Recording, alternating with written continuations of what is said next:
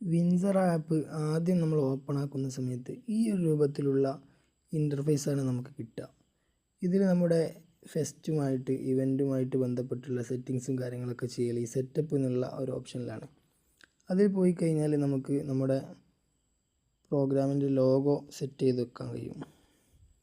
അത് കഴിഞ്ഞ് പ്രോഗ്രാമിൻ്റെ നെയിം, പ്രോഗ്രാം കണ്ടക്റ്റ് ചെയ്യുന്ന ഇൻസ്റ്റിറ്റ്യൂഷൻ്റെ നെയിം, ഏത് ഇയറാണ്, എത്രാമത്തെ എഡിഷനാണ് എന്നുള്ള കാര്യങ്ങളൊക്കെ നമുക്ക് ഇവിടെ കൊടുക്കാൻ കഴിയും. അതുപോലെ എവിടെ വെച്ചിട്ടാണ് പ്രോഗ്രാം നടക്കുന്നത്, പ്രോഗ്രാമിൻ്റെ ഡേറ്റ്, കാര്യങ്ങളൊക്കെ ഇവിടെ സെറ്റ് ചെയ്ത് കൊടുക്കാൻ പറ്റും. പിന്നെ ഉള്ളത് നമ്മുടെ പ്രോഗ്രാമിൽ ജഡ്ജ്മെൻറ്റിന് എത്ര പേരുണ്ട് എന്നുള്ള കാര്യമാണ്. സിമ്പിളായിട്ട് നമ്മളിവിടെ ഒരു ജഡ്ജിനെ കൊടുക്കുന്നു. അതുപോലെ തന്നെ മാക്സിമം മാർക്ക് എത്രയാണ് നമ്മൾ കാണുന്നതെന്ന് ഓരോ പ്രോഗ്രാമിലും സിമ്പിളായിട്ട് ചെയ്യാൻ വേണ്ടിയിട്ട് നമ്മളിവിടെ 10 കൊടുക്കുന്നു. അത് കഴിഞ്ഞിട്ട് വ്യക്തിഗത മത്സരങ്ങളിൽ ഒരാൾക്ക് A+ കിട്ടിയാൽ, A കിട്ടിയാൽ, B+ കിട്ടിയാൽ, B കിട്ടിയാൽ, C കിട്ടിയാലൊക്കെ എത്ര മാർക്ക് വെച്ചിട്ടാണ് ആ ടീമിൽ പോയിൻ്റ് ആഡ് ആവേണ്ടത് എന്നുള്ളൊരു ഓപ്ഷനാണ്. ഇവിടെ ഇപ്പോൾ ഒരു ഏകദേശം മാർക്ക് ഇവിടെ കൊടുത്തിട്ടുണ്ട്. നമുക്ക് അതിലെന്തെങ്കിലും മാറ്റം വരുത്തണം എന്നുണ്ടെങ്കിൽ ചെയ്യാവുന്നതാണ്. അടുത്തതായിട്ട് ഗ്രൂപ്പ് ഐറ്റത്തിൽ A+ കിട്ടിക്കഴിഞ്ഞാൽ എത്ര പോയിൻ്റ് വേണം, A കിട്ടിയാൽ എത്ര പോയിൻ്റ്, B+ കിട്ടിയാൽ എത്ര പോയിൻ്റ് എന്ന് തുടങ്ങിയിട്ടുള്ള കാര്യങ്ങളൊക്കെയാണ് ഇവിടെ കാണിക്കുന്നത്. അപ്പോൾ അതൊക്കെ നമുക്ക് വേണമെങ്കിൽ എഡിറ്റ് ചെയ്ത് മാറ്റം വരുത്താവുന്നതാണ്. പിന്നെ അടുത്തത് ഷെഡ്യൂളിൻ്റെ ഓപ്ഷനാണ്. അത് ഞാനിപ്പോൾ തൽക്കാലം ഓഫാക്കുന്നു. പിന്നെ വന്ന അടുത്തൊരു ഓപ്ഷൻ, ഒരു വ്യക്തിക്ക് സ്റ്റേജ് ഇനങ്ങളിൽ എത്ര പ്രോഗ്രാമുകളിൽ പങ്കെടുക്കാം, ഓഫ് സ്റ്റേജ് ഇനങ്ങളിൽ ഒരു വ്യക്തിക്ക് എത്ര ഇനത്തിൽ പങ്കെടുക്കാം എന്നുള്ളതാണ്. അതും നമ്മൾ ഇഷ്ടപ്രകാരം നമുക്ക് അഡ്ജസ്റ്റ് ചെയ്ത് കൊടുക്കാവുന്നതാണ്. പിന്നെ ടെക്സ്റ്റ് കേസ് എന്ന് പറഞ്ഞൊരു ഓപ്ഷനാണ്. ഒന്നുമില്ല, നമ്മൾ ആപ്ലിക്കേഷനിൽ ടൈപ്പ് ചെയ്യുന്ന ഡീറ്റെയിൽസ്, മത്സരാർത്ഥികളുടെ പേര്, അങ്ങനത്തെ തുടങ്ങിയിട്ടുള്ള കാര്യങ്ങളൊക്കെ വലിയ അക്ഷരത്തിൽ കാണാൻ വേണ്ടിയിട്ട് ഈ ഒരു ഓപ്ഷൻ ഓണാക്കി കൊടുക്കുക. അല്ലാന്നുണ്ടെങ്കിൽ പിന്നെ ടൈറ്റിൽ കേസാണുള്ളത്. അപ്പോൾ ഈ അപ്പർ കേസ് ആക്കി കഴിഞ്ഞാൽ കാണാൻ ഒന്നുകൂടി വൃത്തി ഉണ്ടാവും. നമ്മൾ ഇഷ്ടം പോലെ ചെയ്യാവുന്നതാണ്. അതൊക്കെ ചെയ്ത് കഴിഞ്ഞാൽ നമ്മൾ സേവ് സെറ്റിങ്സ് എന്ന് കൊടുത്തു കഴിഞ്ഞാൽ സെറ്റിങ്സ് സേവഡ് എന്നിവിടെ എഴുതി കാണിക്കും. പിന്നെ ഇവിടെയുള്ള ഡാറ്റ മാനേജ്മെൻറ്റ് എന്ന് പറഞ്ഞിട്ട് 2 ഓപ്ഷനുകളാണ്. ഒന്ന്, നമ്മുടെ ഫോണിൽ ചെയ്തു വെച്ച ഡീറ്റെയിൽസ്, കാര്യങ്ങൾ, മത്സരമായിട്ട് ബന്ധപ്പെട്ട കാര്യങ്ങൾ എല്ലാം മറ്റൊരു ഫോണിലേക്ക് മാറ്റാനുള്ള ഓപ്ഷനാണ് എക്സ്പോർട്ട് ചെയ്ത് കഴിഞ്ഞാൽ ഇതിലൊരു ഫയൽ നമ്മുടെ ഫോണിലേക്ക് ഡൗൺലോഡ് ആവും. ആ ഡൗൺലോഡ് ചെയ്ത് കിട്ടുന്ന ഫയൽ നമ്മുടെ മറ്റൊരു ഫോണിൽ ഓപ്പൺ ആക്കിയിട്ട് അതിൽ ഇമ്പോർട്ട് ബാക്കപ്പ് എന്നുള്ളത് കൊടുത്തു കഴിഞ്ഞാൽ നമ്മൾ ഈ ഫോണിൽ ചെയ്തു വെച്ച എല്ലാ കാര്യങ്ങളും ആ ഫോണിലേക്ക് കിട്ടുന്നതാണ്. പിന്നെ ക്ലിയർ ഓൾ ഡാറ്റയാണ്. ഇത് ചെയ്ത് കഴിഞ്ഞാൽ നമ്മളിതിൽ ചെയ്തു വെച്ച എല്ലാ ഡാറ്റയും ക്ലിയർ ആയി പോകുന്നതാണ്. ഇത്രയും കാര്യങ്ങളാണ് നമ്മുടെ ഫസ്റ്റത്തെ ഈ സെറ്റപ്പ് എന്നുള്ള ഒരു ടാബിൽ അല്ലെങ്കിൽ ഈ ഒരു സെറ്റിങ്സിലുള്ള കാര്യങ്ങൾ. നമ്മുടെ സോഫ്റ്റ്വെയറിലെ അടുത്തൊരു ഓപ്ഷൻ ടീംസ് എന്നുള്ള ഈ ഓപ്ഷനാണ്. അതായത് മത്സരത്തിൽ പങ്കെടുക്കുന്ന ടീമുകളുടെ ഡീറ്റെയിൽസ് കൊടുക്കാനുള്ള ഓപ്ഷനാണ്. ഇതിൽ ആഡ് ഗ്രൂപ്പ് എന്നത് അമർത്തി കഴിഞ്ഞാൽ നമുക്ക് ടീമിൻ്റെ പേര് ഇവിടെ കൊടുക്കാം, അതിലുള്ളൊരു ഷോർട്ട് നെയിമും ഇവിടെ കൊടുക്കാം. പിന്നെ ഇതിൽ ടീം കോഡ് എന്നുള്ള ഭാഗം നമ്മൾ എൻ്റർ ചെയ്യേണ്ട ആവശ്യമില്ല. അത് സോഫ്റ്റ്വെയർ ഓട്ടോമാറ്റിക്കലി ജനറേറ്റ് ആക്കി കൊടുക്കുന്നതാണ്. അതിനുശേഷം ആഡ് ഗ്രൂപ്പ് അടിച്ചാൽ ആ ടീം ഇവിടെ ആഡായി കഴിഞ്ഞു. ശേഷം മറ്റൊരു ടീം ഗ്രീൻ, അതിനൊരു short cut G, add group. അങ്ങനെ ആഡ് ആക്കിയതിന് ശേഷം നമുക്ക് എന്തെങ്കിലും എഡിറ്റിംഗ് വരുത്തണമെങ്കിൽ എഡിറ്റ് ചെയ്യാനുള്ള ഓപ്ഷൻ ഉണ്ട്. ഡിലീറ്റ് ചെയ്യണമെങ്കിൽ ഡിലീറ്റിനുള്ള ഓപ്ഷനും ഇവിടെ അവൈലബിൾ ആണ്. അപ്പോൾ 2 ടീമുകളെ നമ്മൾ ആഡ് ചെയ്ത് കഴിഞ്ഞു. അതുകൊണ്ട് ഇവിടെ മുകളിൽ 2 ടീംസ് എന്നുള്ളിടത്ത് 2 കൗണ്ട് കാണുന്നു. ഇനി നമുക്ക് അടുത്തത് ചെയ്യാനുള്ളത് സെക്ഷൻസ് ആണ്. സെക്ഷൻസ് മീൻസ് ഏജ് കാറ്റഗറീസ്, വിഭാഗങ്ങളെന്ന് പറയാം. ഇതിലും നമുക്ക് വിഭാഗങ്ങൾ ആഡ് ചെയ്യേണ്ടതുണ്ട്. ഉദാഹരണത്തിന് ഇവിടെ താഴെ കൊടുത്തത് കാണാം, സബ് ജൂനിയർ, ജൂനിയർ, സീനിയർ, ഇങ്ങനെ ഇവിടെ ഓപ്ഷൻ ക്വിക്ക് ആഡ് എന്നുള്ള രൂപത്തിൽ കൊടുത്തിട്ടുണ്ട്. അതിന് പുറമെ നമുക്ക് വേണമെങ്കിൽ ഈ ബട്ടൺ അമർത്തിയിട്ടും സെക്ഷൻസ് ആഡ് ചെയ്യാൻ പറ്റും. ഉദാഹരണത്തിന് ഞാനിവിടെ സബ് ജൂനിയർ, ജൂനിയറൊക്കെ ആഡ് ചെയ്യുന്നു.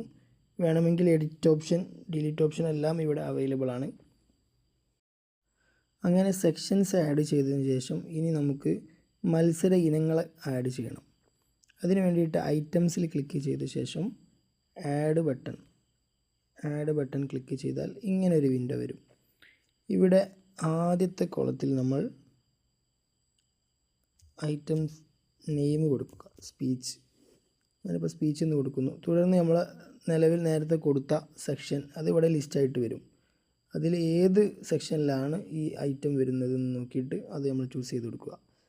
അടുത്തത്, ഈ മത്സരം വ്യക്തിഗത മത്സരമാണോ ഗ്രൂപ്പ് ഇനമാണോ എന്നാണ് ചോദ്യം. അപ്പോൾ ഏതാ വെച്ചാൽ നമ്മൾ നോക്കിയിട്ട് ചൂസ് ചെയ്യുക. ഇവിടെ ഇപ്പോൾ പ്രസംഗമായതുകൊണ്ട് വ്യക്തിഗത മത്സരമാണ്. അടുത്ത ചോദ്യം, ഇത് ഒരു സ്റ്റേജ് മത്സരമാണോ ഓഫ് സ്റ്റേജ് മത്സരം ആണോ എന്നാണ്. ഓൺ സ്റ്റേജ് ആയതുകൊണ്ട് നമ്മൾ അത് ടിക്ക് ഇട്ട് കൊടുക്കുന്നു. അടുത്തത് ഐറ്റം കോഡാണ്. അത് നമ്മൾ നേരത്തെ പറഞ്ഞതുപോലെ തന്നെ നമ്മൾ മാനുവലായിട്ട് എൻ്റർ ചെയ്യേണ്ട ആവശ്യമില്ല. അത് ഓട്ടോമാറ്റിക്കലി സോഫ്റ്റ്വെയർ ജനറേറ്റ് ചെയ്തിട്ട് കൊടുക്കും. അടുത്ത ഓപ്ഷൻ, അടുത്ത കോളത്തിൽ നമുക്ക് കാണാം മാക്സിമം പാർട്ടിസിപ്പൻസ് പെർ ടീം. ഒരു ടീമിൽ നിന്ന് ഈ മത്സരത്തിൽ എത്ര പേർക്ക് പങ്കെടുക്കാം എന്നതാണ് ചോദ്യം. അപ്പോൾ നമുക്ക് ഇവിടെ ഇപ്പോൾ ഓട്ടോമാറ്റിക്കലി 2 ഉണ്ട്, നമുക്ക് വേണമെങ്കിൽ എഡിറ്റ് ചെയ്യാം. ഇനി കണക്കില്ലാതെ എത്ര പേർക്കും പങ്കെടുക്കാം എന്നുണ്ടെങ്കിൽ ഇവിടെ 0 എന്ന് കൊടുത്താൽ മതി. ഇവിടെ ബ്രാക്കറ്റിൽ കൊടുത്താൽ നമുക്ക് കാണാൻ പറ്റും. അത് കഴിഞ്ഞ് ആഡ് ഐറ്റം അടിച്ചു കഴിഞ്ഞാൽ ആ മത്സരം ഇവിടെ ആഡായതായിട്ട് നമുക്ക് കാണാൻ സാധിക്കും. നമ്മൾ ഒരു മത്സരം ആഡ് ചെയ്തു. ഇതുപോലെ മത്സരങ്ങൾ ആഡ് ചെയ്യുക. അടുത്തത് സോങ്. സബ് ജൂനിയർ നമ്മൾ നേരത്തെ സെലക്ട് ചെയ്തുകൊണ്ട് അവിടെ വന്നതാണ്. ഇനി ജൂനിയർ ആക്കണമെങ്കിൽ ജൂനിയർ ആക്കുക. ഇൻഡിവിജ്വൽ ആണല്ലോ. പിന്നെ സ്റ്റേജ് നോക്കുക, ആഡ് ഐറ്റം കൊടുക്കുക, ആഡായി. ഓക്കെ. എന്തെങ്കിലും എഡിറ്റിംഗ് വരുത്തണമെന്നുണ്ടെങ്കിൽ ഇവിടെ എഡിറ്റ് ബട്ടൺ ഉണ്ട്, അത് അമർത്തിയിട്ട് മാറ്റം വരുത്താവുന്നതാണ്. പിന്നെ ഇതിൽ ഇനി ഒരു ഗ്രൂപ്പ് ഐറ്റം, ഗ്രൂപ്പ് സോങ് കൊടുത്തു കഴിഞ്ഞാൽ ജൂനിയറോ സബ് ജൂനിയറോ ഏതാ നോക്കിയിട്ട് കൊടുക്കുക. ഈ ഇൻഡിവിജ്വൽ എന്നുള്ളത് മാറ്റിയിട്ട് ഗ്രൂപ്പാക്കി കൊടുക്കുക. ഇനി ഓൺ സ്റ്റേജ് ആണോ ഓഫ് സ്റ്റേജ് ആണോ എന്നുള്ളതും കൊടുക്കുക, ആഡ് ഐറ്റം കൊടുക്കുക. അപ്പോൾ ഗ്രൂപ്പ് ഐറ്റമായി. ഓരോന്നിൻ്റെയും നേരെ ഇവിടെ കാണാം ഇത് ഇൻഡിവിജ്വൽ ആണോ ഗ്രൂപ്പാണോ എന്നുള്ള കാര്യങ്ങളൊക്കെ. ഓക്കെ അല്ലേ. ഇനി ഒരു ഗ്രൂപ്പ് ഐറ്റം കൂടി ആഡ് ചെയ്തിട്ട് നമുക്ക് മാഗസിൻ,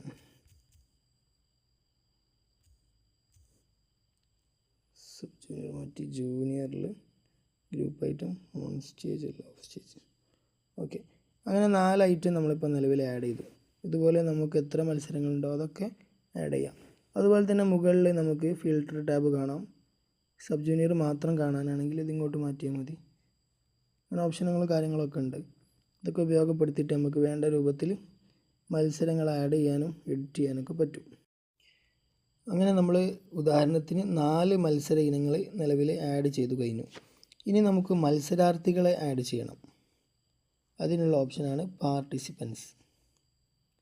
പാർട്ടിസിപ്പൻസ് ക്ലിക്ക് ചെയ്ത് കഴിഞ്ഞാൽ നമുക്കിവിടെ ആഡ് ബട്ടൺ കാണാം. അത് അമർത്തി കഴിഞ്ഞാൽ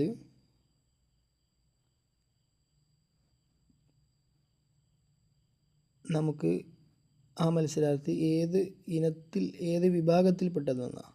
അപ്പോൾ സബ് ജൂനിയറോ നോക്കിയിട്ട് നമുക്ക് ക്ലിക്ക് ചെയ്യാം. പിന്നെ ടീമും നമ്മൾ കൊടുക്കണം. പിന്നെ അതിൽ ആ ഒരു ഇനത്തിൽ, അതായത് വിഭാഗത്തിൽ, ജൂനിയർ വിഭാഗത്തിൽ നമ്മൾ ആഡ് ചെയ്ത എല്ലാ മത്സരങ്ങളും ഇവിടെ ലിസ്റ്റായിട്ട് വരും. നമ്മളിപ്പോൾ നിലവിൽ സോങ് മാത്രമേ കൊടുത്തിട്ടുള്ളൂ, അതുകൊണ്ട് സോങ് ഇവിടെ വന്നിട്ടുണ്ട്. അപ്പോൾ അതിൽ ഏതൊക്കെ മത്സരങ്ങൾക്ക് ഈ വ്യക്തി പങ്കെടുക്കുന്നുണ്ട് നോക്കിയിട്ട് അതിനൊക്കെ ടിക്കിട്ട് കൊടുത്തിട്ട് ആളുടെ പേര് നമ്മളിവിടെ കൊടുക്കാം. അത് കഴിഞ്ഞ് ആഡ് പാർട്ടിസിപ്പൻ്റ് അടിച്ചു കഴിഞ്ഞാൽ ആ വ്യക്തി ഇവിടെ ഇതിൽ ആഡായി കഴിഞ്ഞു. ഇനി എഡിറ്റിങ് ഡിലീറ്റ് ഓപ്ഷനും കാര്യങ്ങളൊക്കെ ഇവിടെ ഉണ്ട്. ഫോട്ടോ ആഡ് ചെയ്യണമെങ്കിൽ നമുക്ക് ഗാലറി കൊടുത്താൽ നേരെ ഗാലറിയിലേക്ക് പോകും.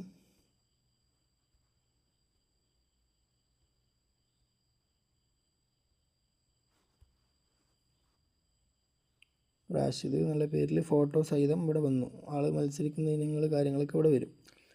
പിന്നെ അടുത്ത മത്സരാർത്ഥി ജൂനിയറിൽ റെഡ്, നേരത്തെ റെഡാണ് കൊടുത്തത്. പിന്നെ ഗ്രീനിലേക്ക് ഒരു മത്സരാർത്ഥിയെ സോങ്ങിൽ തന്നെ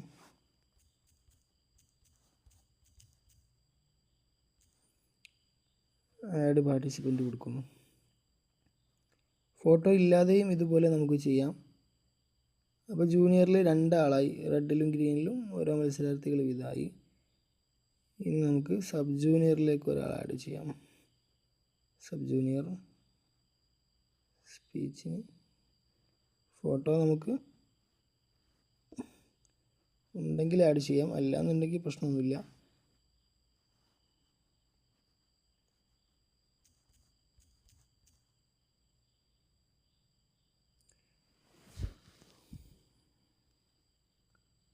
പിന്നെ അടുത്ത മത്സരാർത്ഥി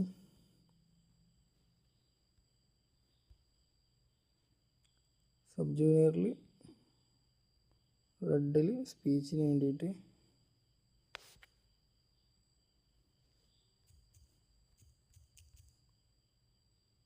ഇതിൽ ചെസ് നമ്പർ ഓട്ടോമാറ്റിക്കലി വരും. അത് നമ്മൾ മാനുവലായിട്ട് എൻ്റർ ചെയ്യേണ്ട ആവശ്യമില്ല. അപ്പോൾ ഈ കഴിഞ്ഞ് നമ്മൾ കൊടുത്തതിലൊക്കെ കണ്ടോ 101, 102, 103, 104 എല്ലാം ഓട്ടോമാറ്റിക്കലി ജനറേറ്റ് ആയി വരുന്നതാണ്. അപ്പോൾ നമ്മൾ 4 മത്സരാർത്ഥികളെ ആഡ് ചെയ്തു. റാഷിദ് റെഡാണ് ഗ്രൂപ്പ്, ജൂനിയറിലാണ് ഉള്ളത്, മത്സരിക്കുന്നത് സോങ്ങിലാണ്. മുനവ്വറുണ്ട്, ജൂനിയർ വിഭാഗമാണ്, ഗ്രീനാണ്. 102 കൊള്ളിട്ടർ, സോങ്ങിൽ തന്നെ മത്സരിക്കുന്നു തുടങ്ങിയുള്ള. അപ്പോൾ 4 മത്സരാർത്ഥികൾ ആഡ് ചെയ്തു നമ്മൾ. ഇനി ഇതിലും നമുക്ക് 3 രൂപത്തിലുള്ള ഫിൽറ്ററുകൾ കാണാം. ഏറ്റവും മുകളിലുള്ള ഫിൽറ്റർ ഒന്ന് വ്യക്തിഗത മത്സരാർത്ഥികളാണ്. ഈ 4 എണ്ണം ഗ്രൂപ്പ്സിൽ നമ്മൾ ഇതുവരെ ആരെയും ആഡ് ചെയ്തിട്ടില്ല. അപ്പോൾ അതിലെങ്ങനെ ആഡ് ചെയ്യാമെന്നുള്ളത് നമുക്ക് നോക്കാം. ആഡ് ഗ്രൂപ്പ് കൊടുക്കുന്നു. ഒരു ഗ്രൂപ്പ് ഐറ്റത്തിന് മത്സരിക്കാനുള്ള ഒരു ഗ്രൂപ്പിനെ നമ്മൾ സെറ്റപ്പ് ചെയ്യാണ്. അപ്പോൾ ഏതാണ് വിഭാഗം എന്നാണ് ആദ്യം ചോദ്യം. സബ് ജൂനിയർ, നമുക്ക് ജൂനിയറാണ്, ജൂനിയർ കൊടുക്കാം. സബ് ജൂനിയർ കൊടുക്കുന്നു. ഏത് ഗ്രൂപ്പിൽ നിന്നാണ്? ഇവിടെ റെഡും ഗ്രീനൊക്കെ ഉണ്ട്. റെഡ് നമ്മൾ എടുക്കുന്നു. ഏത് ഐറ്റത്തിനാണ് ഈ ഗ്രൂപ്പ് പങ്കെടുക്കുന്നതെന്നാണ്. നമ്മൾ ഒരു മത്സരം ആഡ് ചെയ്തിട്ടുള്ളൂ, അതുകൊണ്ട് അവിടെ ഒരു ഐറ്റം മാത്രമേ കാണിക്കുന്നുള്ളൂ. അതിൽ ടിക്ക് ഇടുന്നു. ചെസ് നമ്പർ ഓട്ടോമാറ്റിക്കലി അവിടെ വന്നിട്ടുണ്ട്. പിന്നെ ക്യാപ്റ്റനെ നമ്മൾ തിരഞ്ഞെടുക്കണം. നമ്മൾ നേരത്തെ ഈ ഒരു ഗ്രൂപ്പിൽ റെഡ് എന്നുള്ള ഗ്രൂപ്പിൽ ആഡ് ചെയ്ത മെമ്പേഴ്സിൻ്റെ പേര് ഇവിടെ വരും. അതിൽ നിന്ന് ആരെ വേണമെങ്കിലും നമുക്കതിൽ ക്യാപ്റ്റനാക്കിയിട്ട് വെക്കാവുന്നതാണ്. അപ്പോൾ ഞാൻ റാഷിദിനെ ആക്കുന്നു.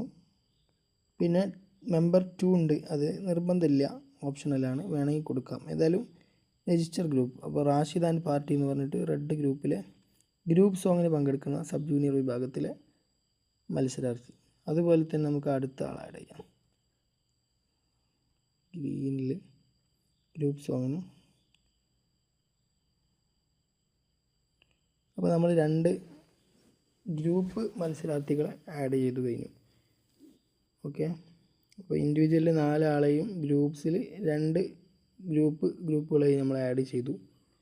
ഇനി ഇവിടെയൊക്കെ ഓരോ ഫിൽറ്ററുകളുണ്ട്, എല്ലാം കാണാനുള്ള ഓൾ, അതേപോലെ സബ് ജൂനിയർ, ജൂനിയർ ഒക്കെ വേർതിരിച്ച് കാണാനുള്ള. അതേപോലെ ഇപ്പോൾ എല്ലാ മത്സരാർത്ഥികളിലും നമ്മൾ റെഡിൽ മാത്രമുള്ള ആൾക്കാരെ കാണാനും ഗ്രീനിൽ മാത്രമുള്ള ആൾക്കാരെ കാണാനും അങ്ങനത്തെ കാര്യങ്ങളൊക്കെ ഫിൽറ്ററും കാര്യങ്ങളൊക്കെ ഇവിടെ ഉണ്ട്. അപ്പോൾ നമ്മൾ മത്സരാർത്ഥികളെ ആഡ് ചെയ്തു. ഓരോ മത്സരാർത്ഥികളും ഏതൊക്കെ മത്സരങ്ങളിൽ പങ്കെടുക്കുന്നുണ്ട് തുടങ്ങി, അതുപോലെ ഗ്രൂപ്പ് ഐറ്റംസ്, അതിൽ പങ്കെടുക്കുന്ന ഗ്രൂപ്പ്, ആ ഗ്രൂപ്പിലെ ക്യാപ്റ്റന്മാരെ എല്ലാവരെയും നമ്മൾ സെറ്റാക്കി കഴിഞ്ഞു. ഇനി നമുക്ക് അടുത്തതായിട്ടുള്ളത് മത്സരം സ്റ്റേജിലോ ഓഫ് സ്റ്റേജിലൊക്കെ ആയിട്ട് പരിപാടി നടന്നുകൊണ്ടിരിക്കുകയാണ്. അപ്പോൾ അതിന് വേണ്ട റിപ്പോർട്ടും കാര്യങ്ങളൊക്കെ നമുക്ക് കിട്ടാൻ റിപ്പോർട്ട് ടാബാണ് യൂസ് ചെയ്യുക. ഇതിൽ റിപ്പോർട്ട് ടാബിൽ വന്നു കഴിഞ്ഞാൽ 4 ഓപ്ഷനുകൾ നമുക്ക് കാണാൻ കഴിയുക. ഫസ്റ്റത്തേത് പാർട്ടിസിപ്പൻറ്റ് ലിസ്റ്റ്. ഇതിൽ നമ്മൾ കയറി കഴിഞ്ഞാൽ റെഡ് ഗ്രൂപ്പിൽ എത്ര പാർട്ടിസിപ്പൻസ് ഉണ്ട്, എത്ര മത്സരാർത്ഥികളുണ്ട്, അത് ആരൊക്കെയാണ് തുടങ്ങിയിട്ടുള്ള ലിസ്റ്റ് ഇവിടെ കിട്ടും. അതിൻ്റെ തൊട്ട് താഴെയായിട്ട് അടുത്ത ഗ്രൂപ്പ് ഗ്രീന്. നമ്മളിപ്പോൾ 2 പേരെ ആഡ് ചെയ്തിട്ടുള്ളൂ, അതുകൊണ്ട് നമ്മളിത് ചെറിയ ലിസ്റ്റാണ്. അതിൽ ഈ പ്രിൻ്റ് ബട്ടൺ അടിച്ചു കഴിഞ്ഞാൽ നമുക്കിത് പ്രിൻ്റ് ചെയ്തെടുക്കാവുന്നതാണ്. പിന്നെ നമുക്ക് ഇതിൽ റിപ്പോർട്ടിൽ കാണാൻ സാധിക്കുന്നത് കോഡ് ലിസ്റ്റ് ഡീറ്റെയിൽഡ് എന്നുള്ളതാണ്. ഇതിനെക്കുറിച്ച് നമ്മൾ കോഡ് ലെറ്റർ കൊടുത്തതിൻ്റെ ശേഷമാണ് ഇതിൻ്റെ പ്രസക്തി വരുന്നത്. ഞാൻ അതിലേക്ക് വരാം. അതിന് മുമ്പ് ഷെഡ്യൂള്, അത് നമ്മൾ നേരത്തെ ഓഫ് ചെയ്തത് കൊണ്ട് ഇതിൽ നമുക്കതിനെക്കുറിച്ച് പറയേണ്ട ആവശ്യമില്ല. പിന്നെ ഒന്നുള്ളത് ID കാർഡാണ്. അതിൻ്റെ ഡെവലപ്മെൻറ്റ് നടന്നുകൊണ്ടിരിക്കുന്നേ ഉള്ളൂ. ഒന്നുകൂടി വൃത്തിയായ രൂപത്തിലേക്ക് ID കാർഡിൻ്റെത് വരും, ഭാവിയിൽ നമ്മൾ ചെയ്യും.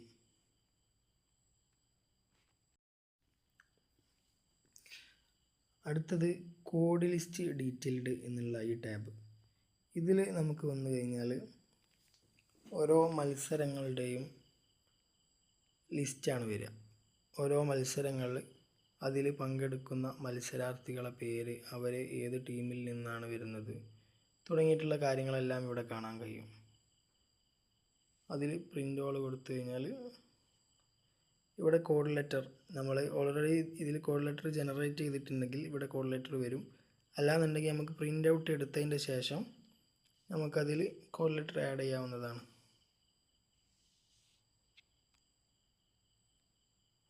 ഇങ്ങനെ സേവ് ആസ് PDF കൊടുത്തു കഴിഞ്ഞാൽ നമുക്കിതൊരു പ്രിൻ്റായിട്ട് PDF ഫയലായിട്ട് നമ്മളെ ഫോണിൽ സേവ് ആവും. അത് കഴിഞ്ഞ് നമുക്ക് അത് പ്രിൻ്റർ യൂസ് ചെയ്തിട്ട് പ്രിൻ്റ് ചെയ്തെടുക്കാവുന്നതാണ്. അപ്പോൾ അത്രയും കാര്യങ്ങളാണ് നമ്മളെ റിപ്പോർട്ട് ടാബിൽ പോയാൽ നമുക്ക് ലഭ്യമാവുക. അപ്പോൾ വിൻസറയുടെ ഹോം ടാബിലെ പ്രധാനപ്പെട്ട എല്ലാ ഓപ്ഷനുകളും പ്രാരംഭഘട്ടമായ ഒരു മത്സരത്തിൻ്റെ ഏകദേശം എല്ലാവിധ സെറ്റപ്പും കാര്യങ്ങളും നമ്മൾ ചെയ്തു കഴിഞ്ഞു. അടുത്തതായിട്ട് നമ്മൾ കോഡസ് ടാബിലേക്കാണ് പോകുന്നത്. കോഡസ് ടാബിൽ വന്നു കഴിഞ്ഞാൽ നമ്മൾ ആഡ് ചെയ്ത മത്സരാർത്ഥികളെ ചേർത്ത എല്ലാ മത്സരങ്ങളും ഇവിടെ വരും.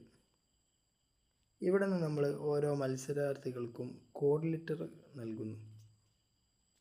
അതിനു വേണ്ടിയിട്ടാണ് നമ്മളിവിടെ ഓട്ടോ അസൈൻ എന്നുള്ള ബട്ടൺ അമർത്തി കഴിഞ്ഞാൽ ഓട്ടോമാറ്റിക്കലി ഓരോ മത്സരാർത്ഥികൾക്കും കോഡ് ലെറ്റർ ഇവിടെ വരും. അല്ലാന്നുണ്ടെങ്കിൽ നമുക്ക് മാനുവലി ടൈപ്പ് ചെയ്യാനും പറ്റും. എന്നിട്ട് സേവ് കോഡസ് അടിച്ചു കഴിഞ്ഞാൽ അത് അവിടെ സേവായി. ഓരോരുത്തർക്കും കോഡ് ലെറ്റർ നമ്മൾ കൊടുത്തു. കോഡ് ലെറ്റർ ഇല്ലാത്തത് മിസ്സിംഗ് എന്ന് പറഞ്ഞിട്ട് കാണിക്കും. കോഡ് ലെറ്ററൊക്കെ കൊടുത്തതാണെങ്കിൽ ഓൾ അസൈനഡ് എന്നും കാണിക്കും. ഇങ്ങനെ നമ്മൾ അസൈൻ ചെയ്ത കോഡ് ലെറ്റർ കൊടുത്ത എല്ലാ മത്സര ഇനങ്ങളും നമ്മൾ അടുത്ത ടാബാകുന്ന മാർക്സിലേക്ക് ചെന്ന് കഴിഞ്ഞാൽ ഇവിടെ കാണാൻ സാധിക്കും. അങ്ങനെ മാർക്സ് ടാബിലേക്ക് ചെന്ന് കഴിഞ്ഞാൽ നമുക്കിനി അടുത്ത ഘട്ടം കോഡ് ലെറ്റർ ബേസ് ചെയ്തിട്ട് നമ്മൾ മാർക്ക് കൊടുക്കുക എന്നുള്ളതാണ്. ഇവിടെ മത്സരാർത്ഥികളുടെ പേരോ മറ്റു ഡീറ്റെയിൽസോ കാര്യങ്ങളൊന്നും നമ്മളിവിടെ കാണില്ല. ജസ്റ്റ് അവരുടെ കോഡ് ലെറ്റർ മാത്രമേ കാണാൻ സാധിക്കുള്ളൂ. തൊട്ട് മുമ്പത്തെ ടാബിൽ നമ്മൾ ഓരോ മത്സരാർത്ഥികൾക്കും കോഡ് ലെറ്റർ കൊടുത്തിട്ടുണ്ട്.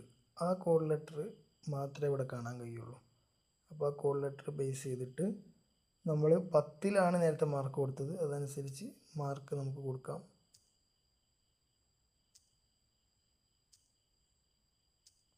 അങ്ങനെ നമ്മൾ കൊടുക്കുന്ന മാർക്ക് അനുസരിച്ചുള്ള ഗ്രേഡും എത്ര പോയിൻ്റ് വരിക എന്നുള്ള കാര്യങ്ങളും അവിടെ തന്നെ കാണിക്കും.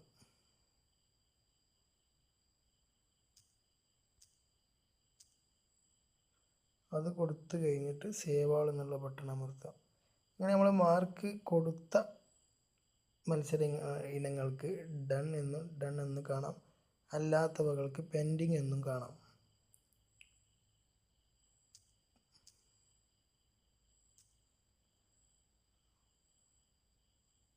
തൊട്ടിപ്പുറത്ത് നോട്ട് ഡിക്ലെയർഡ് എന്ന ഒരു ഓപ്ഷൻ നമുക്ക് കാണാം. മത്സരങ്ങളുടെ മാർക്ക് നമ്മൾ ആഡ് ചെയ്തതിന് ശേഷം മാത്രമേ ഈ ഡിക്ലെയർ എന്നുള്ള ബട്ടൺ എനേബിൾ ആയിട്ട് വരുള്ളൂ.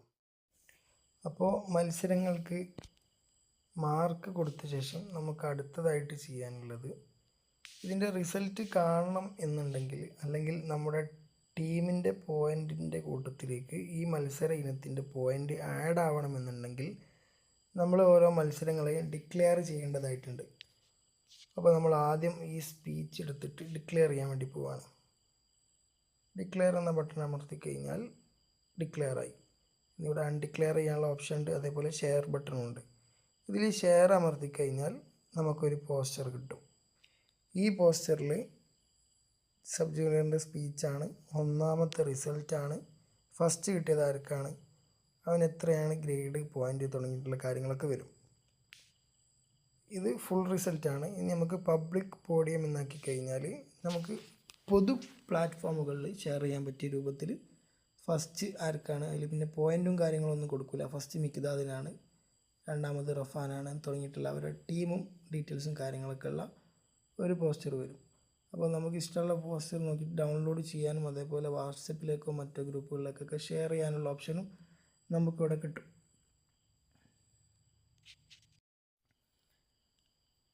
അങ്ങനെ ഒരു മത്സരം നമ്മൾ ഡിക്ലെയർ ചെയ്തു. ഇനിയിപ്പോൾ നമുക്ക് ഒരുപാട് മത്സരങ്ങൾ ഉണ്ടാകുമ്പോൾ അത് ഫിൽട്ടർ ചെയ്തെടുക്കാനുള്ള ടാബും കാര്യങ്ങളൊക്കെ ഇവിടെ ഉണ്ട്. പെൻഡിങ്ങുള്ളത് മാത്രം എടുക്കാൻ ഇങ്ങനെ എടുക്കുക, ഡിക്ലെയർ ചെയ്യുക, ഷെയർ ചെയ്യുക, ഇതിൻ്റെ കാര്യങ്ങളൊക്കെ ചെയ്യാം. അങ്ങനെ ഞാനിപ്പോൾ എല്ലാ മത്സരങ്ങളെയും റിസൾട്ടും ഡിക്ലെയർ ചെയ്തു. ഡിക്ലെയർ ചെയ്ത് കഴിഞ്ഞ മത്സരങ്ങൾ അത് ബേസ് ചെയ്തിട്ടാണ് ടീമിന് പോയിൻ്റ് വരിക. അത് കാണാൻ വേണ്ടിയിട്ട് പോയിൻറ്റ്സ് ടാബിലേക്ക് നമ്മൾ വന്നു കഴിഞ്ഞാൽ ടീം ഇവിടെ മുകളിൽ കാണിക്കും. ത്രീ ഡിക്ലെയർസ് കഴിഞ്ഞു, അതായത് 3 മത്സരങ്ങളുടെ ഫലം ഡിക്ലെയർ ചെയ്ത ശേഷമുള്ള റിസൾട്ടാണ് താഴെ കാണിക്കുന്നത്. ആദ്യം ടീം പോയിൻറ്റ്സിൽ പോയി കഴിഞ്ഞാൽ റെഡ് ടീമിൻ്റെ പോയിൻ്റാണ് ഇപ്പോൾ കാണുന്നത്, 8 പോയിൻ്റ്, ഗ്രീൻ 7 പോയിൻ്റ്. ഇനി റാങ്ക്സും കാര്യങ്ങളും ഷെയർ ചെയ്യാനുള്ള ഓപ്ഷൻ ഉണ്ട്, പ്രിൻ്റ് എടുക്കാനുള്ള ഓപ്ഷൻ ഉണ്ട്. തൊട്ട് ബാക്കിലേക്ക് വന്നാൽ വിന്നർ ലിസ്റ്റ്, സ്പീച്ചിൽ ഫസ്റ്റ് അത് ആർക്കാണ് കിട്ടിയത്, സോങ്ങിൽ ഫസ്റ്റ്, അങ്ങനെ തുടങ്ങിയിട്ടുള്ള വിന്നേഴ്സിനെ മാത്രം ഉൾക്കൊള്ളിച്ചിട്ടുള്ളൊരു ലിസ്റ്റ്. ഇതിൻ്റെയൊക്കെ പ്രിൻ്റ് ഔട്ട് എടുക്കാനുള്ള ഓപ്ഷൻ ഇവിടെ ലഭ്യമാണ്. പിന്നെ അടുത്തത് സർട്ടിഫിക്കറ്റാണ്.